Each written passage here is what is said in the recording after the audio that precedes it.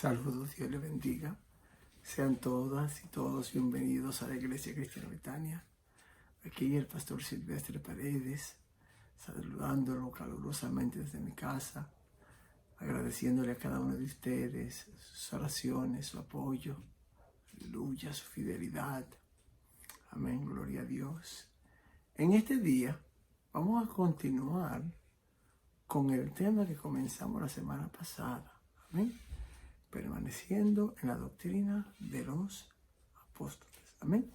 Y le voy a invitar a que se ponga de pie conmigo en este momento y vamos a leer en Mateo capítulo 12, versículos 7 y 8. Y la palabra de Dios se lee así en el nombre del Padre, del Hijo y del Espíritu Santo. Amén. Si supierais qué significa misericordia quiero y no sacrificios, no condenaríais a los inocentes, porque el Hijo del Hombre es Señor del sábado. Aleluya. Padre, en el nombre de Jesús, te damos la gracia por tu palabra, una palabra clara, una palabra precisa, una palabra concisa, una palabra que habla clara y en blanco y en negro. Te pido que tú nos ayudes, Señor, a asimilarla, a someternos a ellas y a vivir por ellas. En el nombre de Jesús.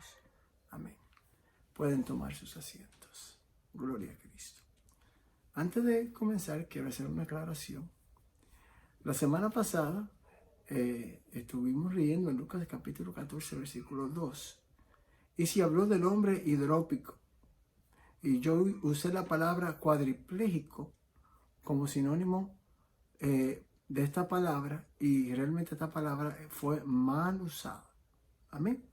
Y quiero hacer la diferencia entre las dos palabras. Una persona cuadripléjica es una persona que no tiene usos ni de sus brazos ni de sus pies. Amén. Y una persona hidrópica es una persona que desarrolla hinchazones anormales en su cuerpo. La persona que se nos presentó en Lucas 14, versículo 2, era una persona que tenía hinchazones anormales y Jesucristo se glorificó. Amén. Los dos puntos que tratamos la semana pasada fueron, gloria a Cristo, ¿cuál es el propósito de las Sagradas Escrituras? Y dijimos que el meollo de las Escrituras, el punto central, lo que Dios siempre quiso hacer a través de las Sagradas Escrituras fue introducir a su Hijo Jesucristo al mundo. Amén. Y de hecho lo hizo. Y el punto número 2 fue que Jesucristo hizo la mayoría de sus milagros en día de reposo. Y nosotros vimos cuál fue la actitud, la reacción de los líderes religiosos que en vez de buscar glorificar a Dios porque hacía tanto tiempo que no se veía un milagro, lo que estaban haciendo o buscando era acusar a Jesucristo de romper el día de reposo. Aleluya, gloria a Cristo. Hoy vamos a seguir en el punto número 3. El día de reposo no fue hecho para ser adorado. Y si te estás dando cuenta, eso es algo que está sucediendo hoy en día, hermanos. Se está metiendo una herejía. Y sí, hermanos, esto es una herejía. Una herejía es una enseñanza falsa. Amén. El cristiano no tiene ningún motivo ni razón por la cual guardar el día de reposo. Amén. Y vamos a entrar en ese detalle. Gloria a Dios. Y yo le voy a dar una explicación a ustedes que ustedes no deben de tener más preguntas.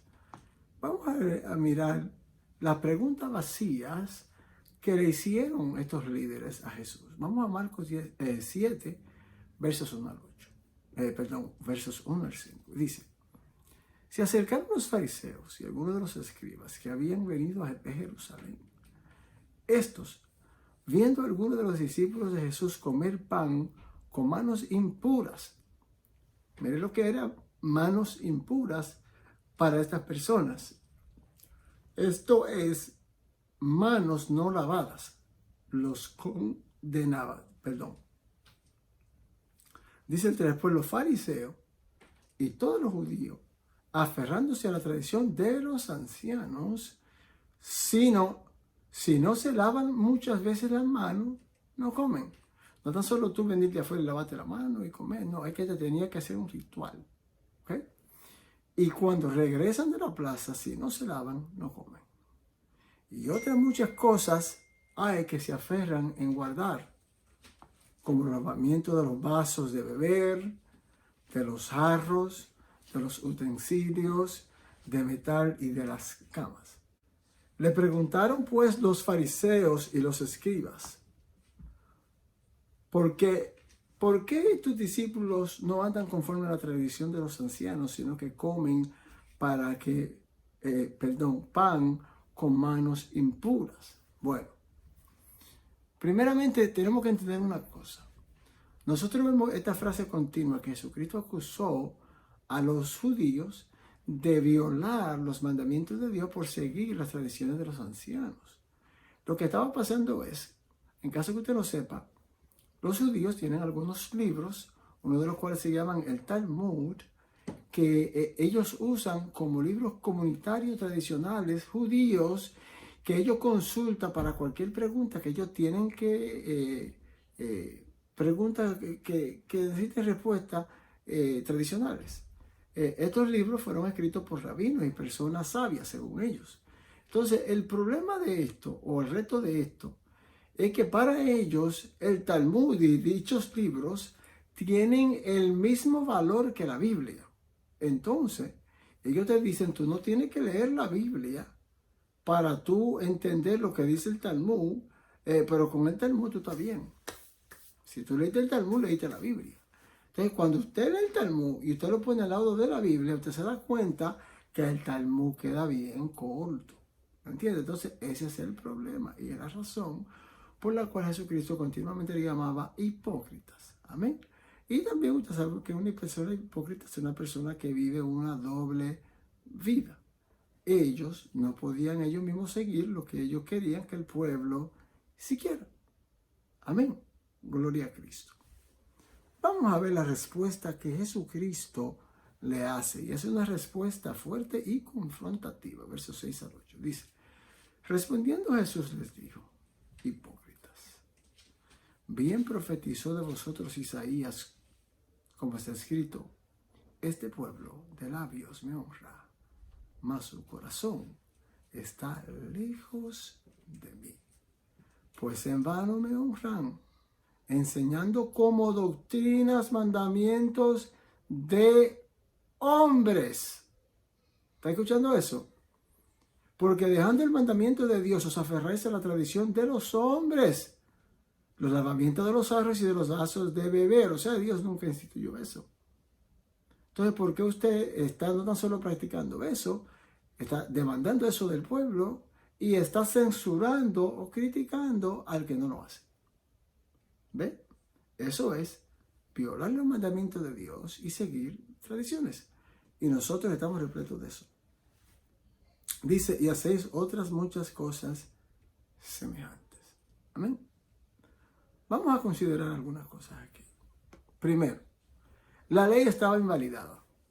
Pastor, ¿que la ley estaba qué? Sí, la ley estaba invalidada. Si nos vamos a Jeremías 31 y 32, vamos a ver que al menos, digamos, 500 años antes de Cristo ya Dios había predicho a través del profeta Jeremías que la ley estaba invalidada. Vamos a ver lo que dice los versos 31 y 32. Dice, vienen días, dice Jehová, en los cuales haré un nuevo pacto en la casa de Israel y con la casa de Judá. Y si usted se da cuenta, está mencionando la casa de Israel y la casa de Judá. Y nosotros sabemos que Dios le dijo a Salomón, después que cayó en pecado, que por cuanto él cayó en desobediencia y abandonó a su Dios, que su reino iba a quedar dividido. Amén. Las 10 tribus del norte, las 2 tribus del sur, las 2 tribus del sur, la casa de Judá, las 10 tribus del norte, la casa de Israel. Y aquí, este mensaje no es general, hermano. Este mensaje es específico. Entonces, a nosotros muchas veces nos pasan las cosas porque somos ladrones de promesas ajenas. Y yo esto se lo he dicho anteriormente. Nos robamos promesas que no son nuestras. Yo he escuchado a pastores, maestros, profetas, apóstoles hablar y decir que nosotros tenemos sobre 3,000 promesas en la Biblia. Yo no sé cuáles son esas 3,000 promesas, porque a menos que la Biblia no diga para todo aquel, o a menos que la Biblia no dice para todos los que Dios llamare, Dios no está hablando conmigo. Y conste que nosotros hacemos oraciones mal hechas. Ninguna alma forjada contra ti prosperará. Dios no está hablando contigo. Vete a la cita y tú te vas a dar cuenta que Dios le está hablando al pueblo de Israel en el reino futuro milenario de Jesucristo, cuando le está diciendo que no habrán enemigos que le hagan frente y que cualquier nación que se quiera ir en contra no prosperará. Somos ladrones de promesas ajenas. Tenemos que aprender, hermano, porque por eso es que continuamente caemos en error. Tenemos expectativas que no son reales, estamos esperando que Dios nos cumpla cosas que Dios nunca nos cumple, nunca nos promete. Entonces, ¿cómo Dios te va a prometer algo que Dios nunca te cumplió? Vamos a usar la cabeza, hermano.